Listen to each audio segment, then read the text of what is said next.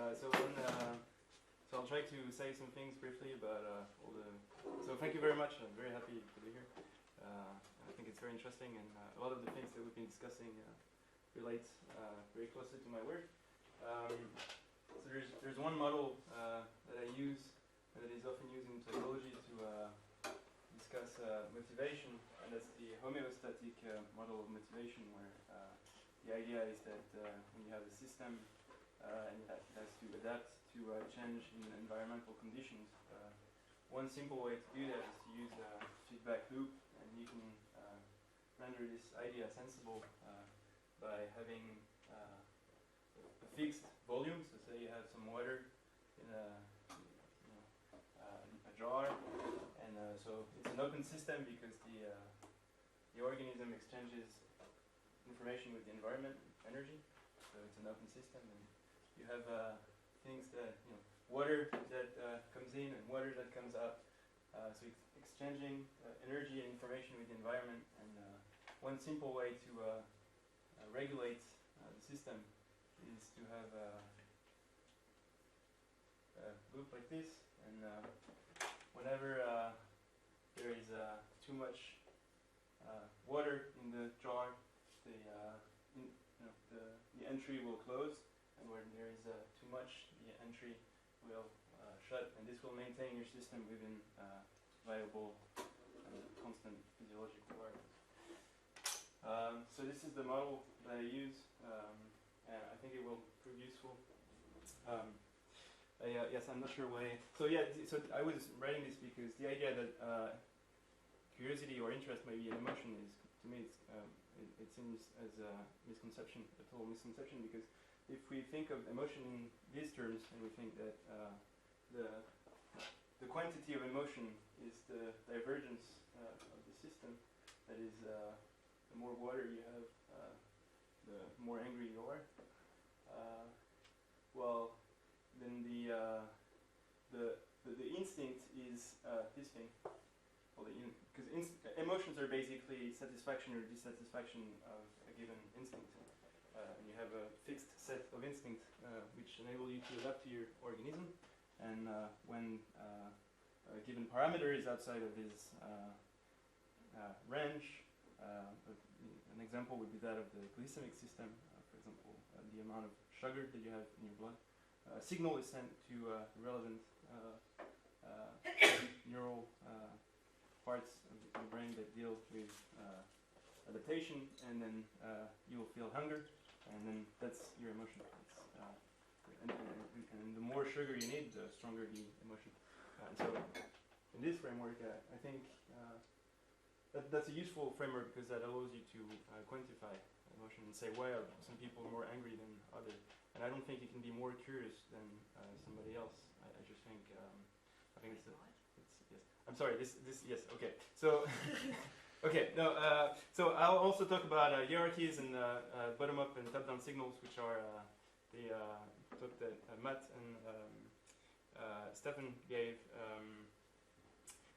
I'll also talk a little bit about functions, which was what the previous speaker was talking about. And I'll talk about faces, which is something that you've discussed. Okay, sorry.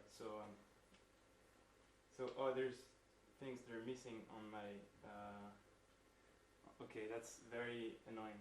Okay, I'm sorry. So all right, there's things that are missing on my PowerPoint.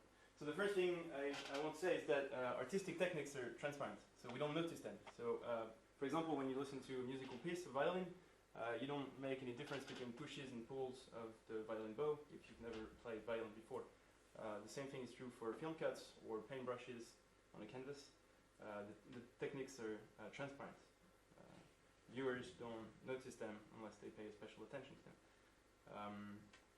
So you don't notice the technique, but you perceive directly the content that it conveys. The effect can be augmented or diminished by modifying certain elements of the structure.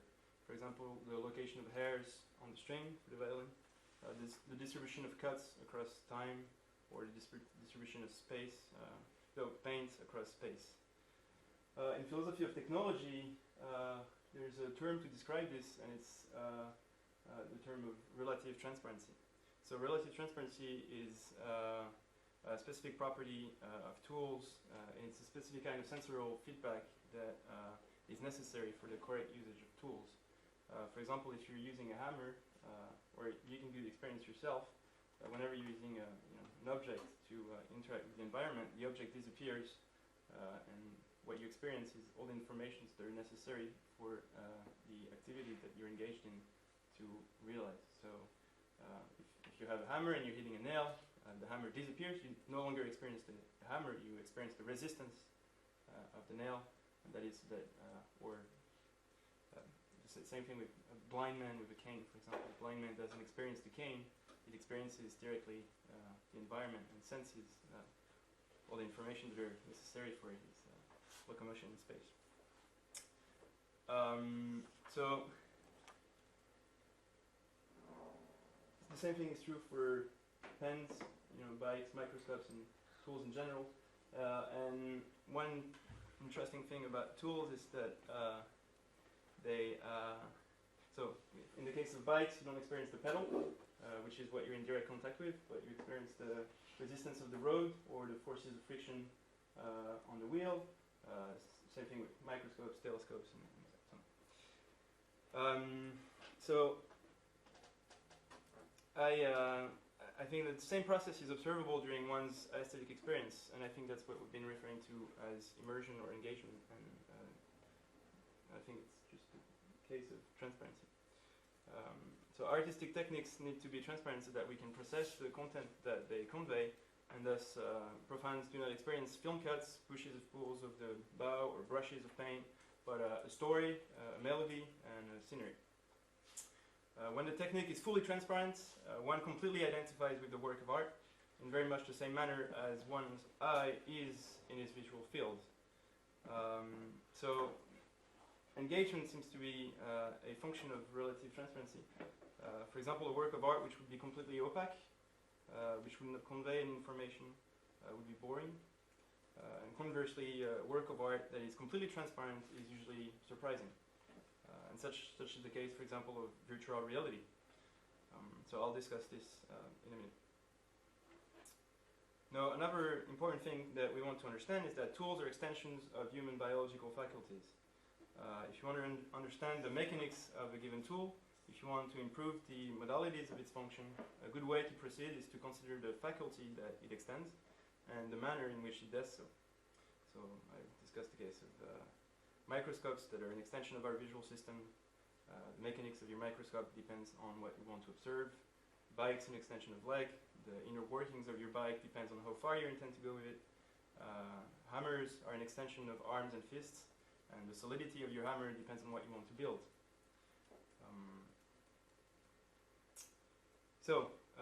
The same thing is observable for film techniques. I listed two examples of film techniques that duplicate and extend perceptual biological processes. So depth of field, I assume that you're all familiar with what that is. It's the aperture of the camera that enables you to focus the attention of the viewer on a given part of the image. That mimics and duplicates what's referred to in Gestalt psychology as figure-ground organization. And it's basically the simplification of raw perceptual data by the creation of forms. And another thing that film techniques may duplicate is the organization of time. So continuity editing duplicates what is referred to in psychology now as event segmentation, and that is the organization of experience into discrete events. So you have boundaries in space and boundaries in time.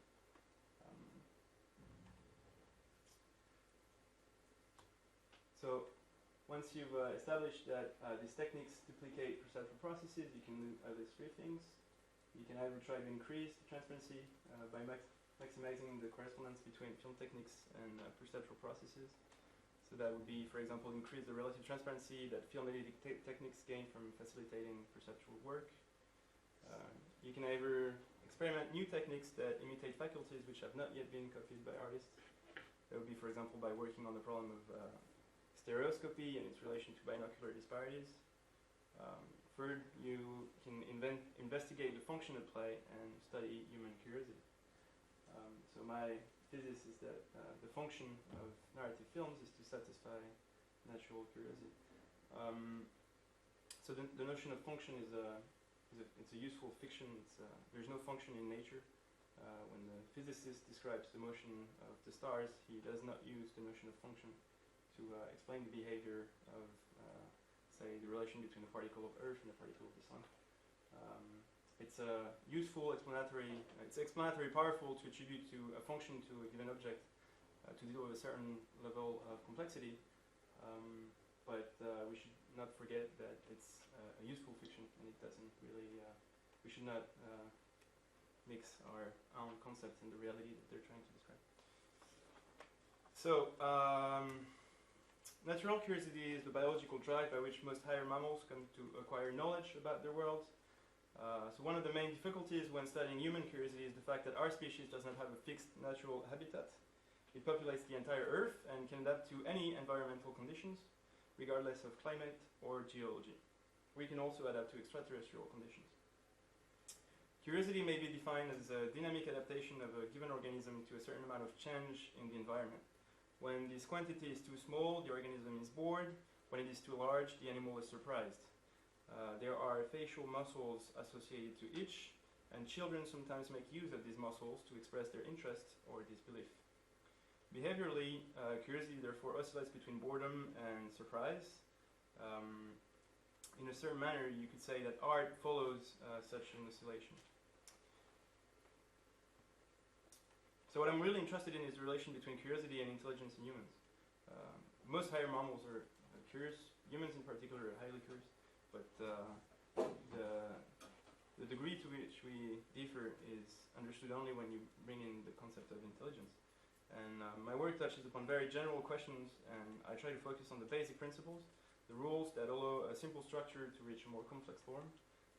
When they do so, they usually tend to develop structural features, which we call hierarchies and symmetries. These are ubiquitous in nature, and it seems to me, and looking at the results that I get from experiments, that these may also prove useful for the psychological and physiological description of mind. So, for the past 2 years, I've been studying empirically a phenomenon referred to in the literature as aesthetic chills. So this really corresponds to a hedonic, pleasurable feeling of cold in your back when you're looking at a film or listening to music. And the change is unrelated to any change in temperature level. So it's a small oscillation of skeletal muscle producing heat, that is energy, allowing your organism to maintain its core temperature at a constant level. And that's the model of that. Mathematically, if you were to describe it, this is the model that you would use. Shivers are a homeostatic phenomenon. They serve to maintain a dynamic equilibrium, which can be quantified in humans at more or less 37 degrees Celsius. We don't know why this is so. We don't know why it's 37 degrees Celsius. When related to changes in temperature, there are mainly two types of shivers. Shivers related to changes in external conditions. In the case of hypothermia, for example, you will shiver when it's cold. And shivers related to changes in internal conditions. So in the case of a fever, for example, you will shiver when you're sick. One observable consequence of shivering is pilo or piloerection, I'm not sure how to pronounce that. Goosebumps. The muscle tremor causes hairs at the surface of the body to erect and create a thin layer of air. In higher mammals, the phenomenon sometimes occur independently of any change in temperature level. You're all familiar with the event, I guess, when you listen to music or look at films. Sometimes it's related to other activities, but those are the most common. So I've listed some quotes here of people that had chills. This is Vladimir Nabokov. He's a writer. And he says that you judge a good book by chills. So he uses chills as an aesthetic criterion for determining if a book is good or not. This is Bernard Berenson. He's an authority on Renaissance art. And this is him describing the aesthetic experience, and he says that for him, it's so the drummer, and a feeling of aesthetic identification. And here you have the engagement part, as if there were nothing in me that was not living the life of the contour. So I'll come back to that afterwards. So chills are also experienced in science. So for example, this is James Cornell. He is a Nobel Prize in Physics in 1980 for the discovery of charge parity violation, which is probably one of the most important discoveries in physics of the last century. And this is him discussing how he, when he was reading the sources that led to his discovery, so he said that he really appreciated the article, especially for the simplicity and elegance. You get shivers up and down your spine, especially when you find you understand it. This is Moritz Schlick. He was the founder of the Vienna Circle. He was originally a physicist. He wrote his dissertation on in optics on light with Max Planck, and this is a note that was found while he was writing his dissertation. He wrote it while he was writing the dissertation, and reflecting on his younger years when he was in high school, and said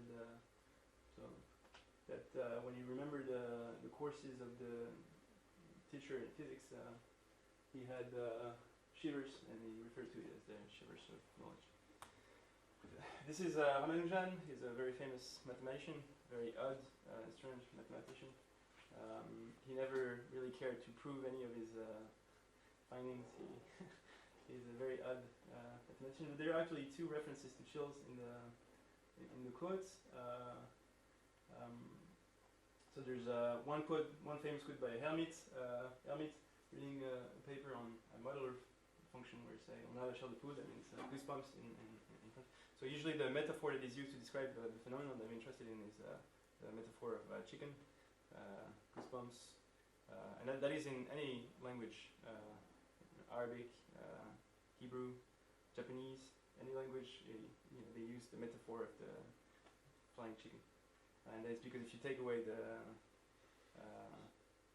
feathers, you'll find something that looks like the epiderm when you have chills. Okay, so chills occur in artistic context, in scientific context, and also occurs in religious context. I have a long list of references for this if you're interested in, but we don't have a lot of time, so I'll move on. So we know that in chimpanzees, chimpanzees show evidence of piloerection when they do a bluff display. I don't know if you've ever seen a bluff display, but it's very impressive. I could find some videos if you want, and we could look at this. In this context, it is generally interpreted by primatologists as an intent for the animal to appear larger and better intimidate rivals or females. There are at least two interesting things to note in relation to piloerection in chimpanzees. First, bluff display can be oriented either toward other members of the species or toward inanimate objects. Second, some primatologists have used these observable events as a behavioral indicator for conflict. In humans, non-thermoregulatory shivering is observable in very specific contexts. Indeed, music and narrative films are known to provoke them, but I've also found a significant amount of references to chills in scientific context, that is mainly physics and mathematics, or in the course of religious rituals. At the psychological level, there seems to be two types of apparently contradictory chills. For example, when you have a choke on the blackboard, that gives you chills, or when you listen to very beautiful music, that gives you chills. You find the same kind of patterns when looking at chills elicited by other type of objects. So some chills are also related to fear or hope. For example, subjects shiver when they're scared, or when they do not hold any information about the state of affairs in which they find themselves, when they can't predict nor control. A paradigmatic example would be that of a child witnessing shades in the dark and seeing monsters. Subjects also have chills when they're perfectly able to predict the behavior of external objects in real time. For example, when they think that other members of the species think precisely what they're thinking, or when a group focuses on the same activity and shares a common goal. In a football stadium, for example, or in a public manifestation. So it's worth noting that people also have chills when they listen to national anthems. So psychologically, there seems to be two types of chills, both related to events of considerable importance to the subject. And this has led some psychologists to attribute to chills a function, namely a signaling function. Chill would serve as a behavioral indicator for the subject of an event in the external world of considerable importance. So I find this interesting claim unsatisfactory for a wide range of reasons. As I will try to demonstrate, at the psychological level, it seems to me that chills do not have a function, but rather that it's the process that leads to their elicitation that has a function, and it's a dynamic process. As I said in the introduction, I believe this process to be natural curiosity. At the biological level, there's been a total of 2 studies devoted to the problem of chills. So these studies have never been replicated, and their theoretical model is incomplete. That is because they don't take into account the problem of negative chills. So I will not say much about them. But in 1980, Abraham Goldstein, who is a pharmacologist from Stanford and is famous for the discovery of the production of endogenous opioids, he found that if you inject naloxone to subjects prior to showing them a stimulation that is supposed to elicit chills, this will considerably reduce the probability of them experiencing chills. So naloxone is a molecule that was synthesized by a Japanese pharmaceutical lab in the 60s called Sankyo. It's the antagonist of morphine, so it's what you will use in a clinical setting if you want to help a patient that suffers from an overdose. It's an excitant. So the other study that has been done concerns the neurophysiology of chills, and it mainly shows that the neural correlates of chills correspond to cellular populations coding for vital parameters such as hunger, reproduction, and so on. So as I said, this study has not yet been replicated, and the theoretical model employed is quite incomplete, as they do not take into account the problem of negative chills. There's another biological study which concerns the physics and the psychophysics of negative acoustic sound. That's the case of the choke, and it's the similar populations are involved. So we know that chills are originally a thermoregulatory process, that they occur in artistic, scientific, and religious contexts, that they engage mental content of great importance to subjects, and that they can be inhibited by an opioid antagonist and correlated with neural populations coding for vital parameters. To these, a few more elements can be added. So we do not usually discuss them socially. They occur outside of our control. We do not know how to account for them. The process that leads to their elicitation is not learned. That is, they do not require specific musical training, for example. We also know that they are experienced in all individuals and in all culture. The study that shows that is McRae's study, who inquired into the structure of language that I was talking about earlier. And finally, they can also be used to trace the phylogeny of the animal. So this has led me to the rather bold hypothesis that aesthetic emotion in general and aesthetic chills in particular might correspond to a satisfaction of natural curiosity. So this would be your negative chills, and this would be your positive chills, and the volume of water would be information that you hold about your environment. So this is how I proceeded to test this empirically. So the subject enters into my lab. I give him a factual account of what is going to happen, and I ask him to sign the documents. I try to quantify over the chill response, and I've lost a considerable amount of time doing this using skin conductance, but it's not a reliable indicator. And that is, we can discuss this later, but I don't. So then I show him a picture of the ocean, and I ask him to relax for a minute. Well, he's just shown a picture of the ocean so that he can relax, and that was to obtain a baseline response for the mathematical analysis for the skin conductance. And then I expose my subjects to a prime. So I introduce the prime with a question, that is because it's more likely to elicit curiosity. There are mainly 2 primes. The first one is supposed to activate the cellular population. So one model of, so I was talking about hierarchies earlier, and usually when we think about cognition, we tend to think of it as organized hierarchically, with at the bottom you would have contrasts in your sense organs that describe a very small range of reality. So when I touch this chair, I can feel a certain amount of change in my epiderm, and I have a signal that so my the cellular populations are not the same at T1 and T2, and using the differential I can infer that there's a table here or a chair, and it has this particular texture and so on.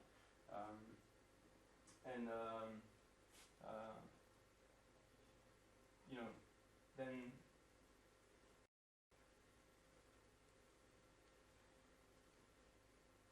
information is usually organized in, or it's useful at least to think that it is organized as such, where at the bottom you have contrast in sense organs, and the more you go up in the hierarchy, you have models that explain a wider range of reality. So for example, I have a model for this given shoe, which falls under the model of shoes, which falls under the model of clothes, which falls under the models of objects, and so on, and you gain generality as much as you go. And at the top of the hierarchies, you have models that encompass the widest range of reality over time. And when you modify these models, you modify the rest of the system. So if you, and that's, for example, what happens in the case of a religious conversion. The models of, the highest model in the hierarchy of a given person has been modified, and so his entire behavior is profoundly modified. So my idea with this prime was to activate the models that are at the top of the hierarchies and engage the subject in epistemic behavior.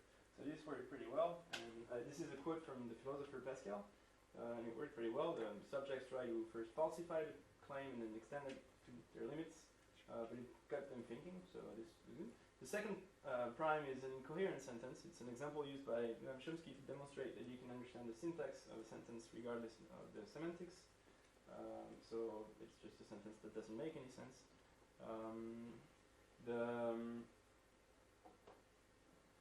Originally, I had also a third group, which was supposed to be my control group, who was exposed to a sentence from a children's book, and that was just to control. But I thought that I was just trying to elicit chills in the beginning. I was just going to try to maximize the chances that they have chills, and I actually thought that the Chomsky prime would maximize the chances that they get the chills. So then I exposed them to my stimulus. It's a commercial for Air France involving an adagio from Mozart and a dance sequence from that was choreographed by Angeline Prejlocage. I could show it to you if you want afterwards. It's 1 minute long. Then I asked them to relax again for 1 minute. That's again for the mathematical analysis, but I didn't use the skin conductance data. Then I come back into the room and I give them a little questionnaire. I ask them to describe a scene in the narrative that gives them chills, and I ask them a question about the experience. So I say, like, can you please describe in your own words what you just experienced?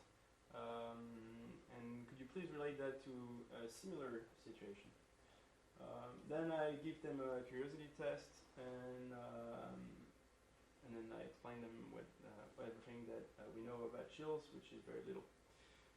So the results are the incoherence inhibits the chills. So none of the subjects in the Chomsky primes experience chills. So that's very interesting. It's very interesting in terms because it means that you can have I can predict whether my subjects are going to experience chills or not. But it's also very complex because it requires me to add the problem of meaning into. So I have a model describing this knowledge acquisition and curiosity, where knowledge is basically described as, or it's modeled as a similarity between the bottom-up signals and the top-down models. And so once you have that, you can formalize the similarity at every level of the hierarchy, and then you can formalize the similarity of the whole system. And in my framework, chills correspond to an event when the derivatives of the function tend toward a minimal value. And so that predicts both for positive chills and negative chills. But this does not take into account the problem of meaning. And now one of the great difficulties that I have theoretically is to understand what's the relation between meaning and knowledge, which is a very, very, very complex problem indeed. But I'm not yet able to predict why incoherence should inhibit the chill, and I'm trying to, so I'm working with, so I've replicated my experiments 3 times. I'm working with psychiatrists in Paris, and we're planning to do another study with physiology to get more information about what's going on. I also quantify with pleasure. I asked the subjects how pleasurable was the experience, and the subjects that were in the incoherent prime group rated the experiences less pleasurable than the two others. So in terms of narratology, I haven't used any. I've looked for a formal model to study the scenes that were described by my subjects. But I haven't found any, so I've just looked at all the scenes myself. I've read the 200 descriptions that I got, and I've tried to understand what are the elements of the structure that are the most important and that I are always coming back. I think the brain is the best coding machine that we know of, and I've so spent a considerable amount of time reading these things and tried to look for the things that I could possibly quantify or inquire into further. So we know that more than 80% of the scenes take place in the third act of an American film, mostly drama, and they involve music. Chills sometimes occur when empathy is a necessary and sufficient condition to reduce narrative tension to a minimum. So that would be, for example, when the villain turns to be a good guy in the end. So I'll come back to that in a minute. Chills are also experienced when characters are no longer acting for their own sake, but for a cause greater than themselves, as when a character is lying to others in order to protect them, hiding something fundamental for himself, or harming for others, or when people sacrifice themselves to something extraneous. That's something very interesting as well, especially from a biological point of view. Sacrifice is a biological notion. That is, when the values driving a given action are stronger than the likelihood for this action being successful. Sure you know. Another important factor is the disclosure of the plot. Chill listening scenes are usually a crucial node in the narrative film which they belong to. That is, the summary of the film will not be the same if the properties of these scenes were to be different. There's one theory I find very interesting in psychology that equates meaning to simplicity. And because I've been looking for a way to model meaning and relate it to knowledge in a coherent mathematical way, and there exists one model which is Kolmogov's model of complexity. So basically people have chills when they understand the film, when they're in this, according to this theory, where meaning is simplicity. If you take the meaning of a film is the simplest description corresponding to it. And so if you look at the scenes described by my subjects, usually they play a very important role in they would be contained in the shortest description of the movie. So I've came out with this model as well to try to make sense of this large sum of data. So Hollywood films are have very simple structure. They're mainly 4 elements, and that would be, you have a hero, and he has a goal, and then the author will place, without displaying himself, obstacles, and then this will create conflict. And conflict is inversely proportional to the probability, the conditional probability of the hero achieving his goal given obstacle. So I've taken the example of Bobby Fischer and Garry Kasparov. There's a great film about Bobby Fischer called Bobby Fischer Against the Rest of the World. This is useful because you can say that there are, so you can distinguish between two types of narrative structures in general.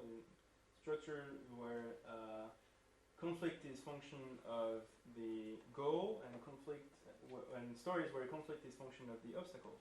Now, all of the scenes described by my subjects fall under the second category. This is something that Aristotle has described in length when discussing catharsis and the function of tragedy. He says that there are mainly two types of tragedy, both involving a great reversal in fortune. And he said that the second type of tragedy, which is the one that is described here, where conflict is function of the obstacle, is better for a catharsis because it's better at eliciting fear and pity, which are the basic elements of catharsis. So the best model that I found to describe the scenes is actually that of Hegel, but I don't know how much time do we have. Maybe I'll skip on this so that we can have a discussion. So here are some of the phenomenology that my subject described. So they all stated that they feel very relaxed.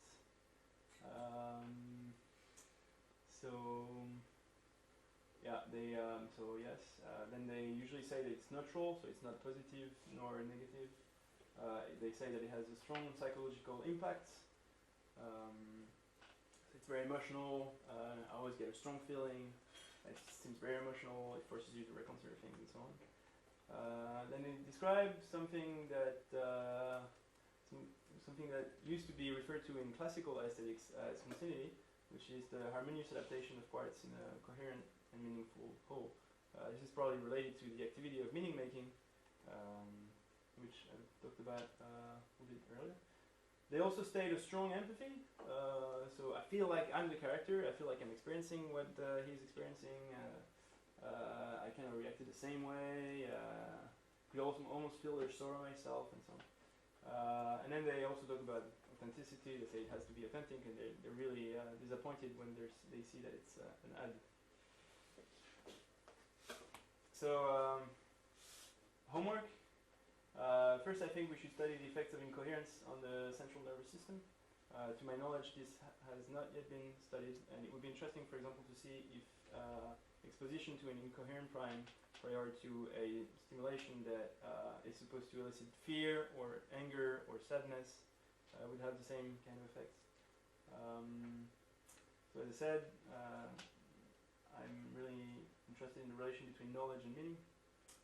The relation between intelligence and collective intelligence as well. That would be the problem of empathy. So I'm currently looking into the therapeutic effects of chills with physiologists and psychiatrists. They have a signature for stress, and we're trying to correlate it with the event of chills using. And I'm also translating my stimulus into virtual reality space in order to see if that maximizes or minimizes the effect. Wait, and the hypothesis that it could reduce stress? Sorry? The hypothesis was that it could reduce stress, or? Well, yes. Well, they, as most of the subjects that they're relaxing, we're assuming that it could help them. But we don't know yet. We have to see.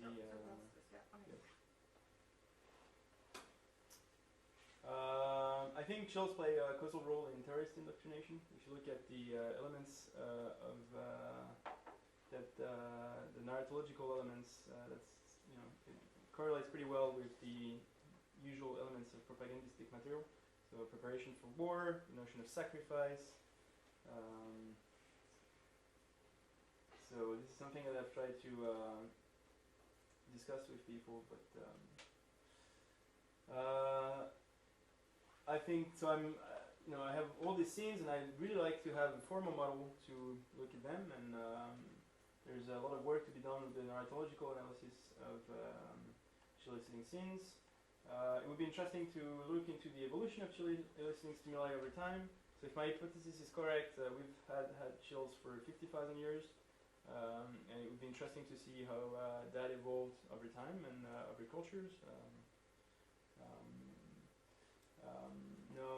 So I didn't talk much about symmetry and chirality, but one very striking thing about the scene, and that's what the model of Hegel describes, is usually in the scenes you have two elements that are both equally resistant to change. For example, if you look at these scenes, so say the bridges from of Madison County, when the Meryl Streep character looks back at the man she lost but can never be with.